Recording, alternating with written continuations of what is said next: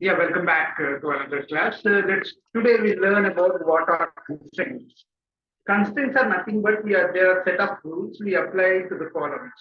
We have not none, unique column, unique value, primary key, foreign key, check, and default. We put some restrictions on the columns ID. ID should be unique, and also some columns should not be nominal. Like we have five values, 3.1, so that is a constant term, default value. So we put some constraints like this. So these are nothing but rules that can be applied on the columns in a table. This is from the data that can be stored in a column. So we can insert these constraints to any given column while defining the structure of the column and while creating the column. So let's see some examples of the constraints. So here we not match.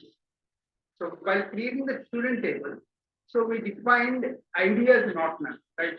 ID is in 6 and not null. Integer is of 6 and not null. Name is varchar and also name should not be not null. Address is varchar. So we define like this when we are creating tables. So we define the ID column should not be null. So if somebody enters 0, then the error will come in the ID column or the name column. So that that data integrity is there. So now unique. How do you unique ensures the column is unique across rows within the table. So what is unique value? Unique value is it's not repeated value. The value has occurred only once in the table, in the row, in the column. So ID should be unique, right?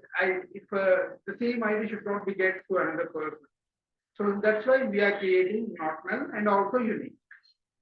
Here we are giving two constraints for this column ID in the student table.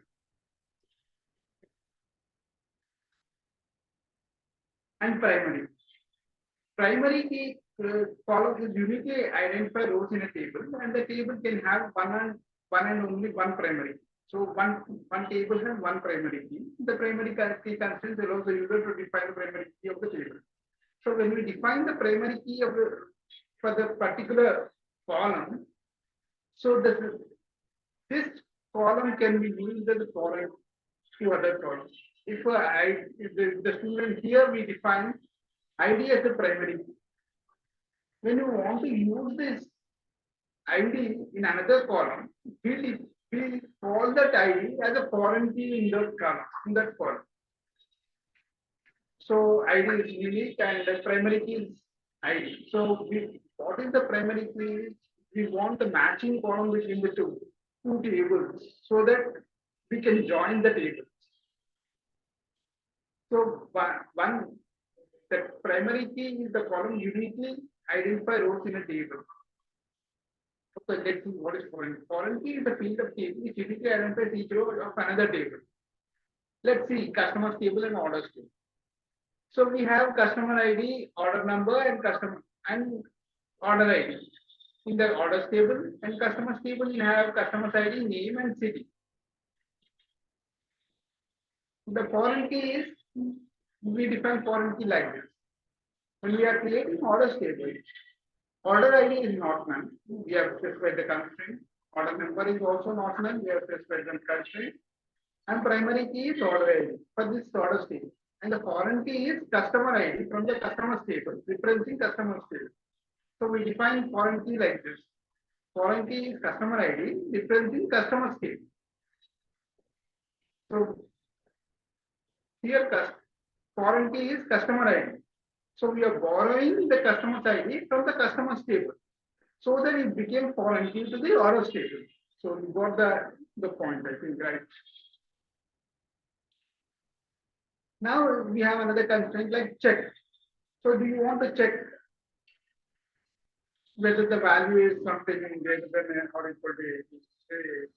So we are creating a student table age is not null and check with the age is also greater than or equal to 18.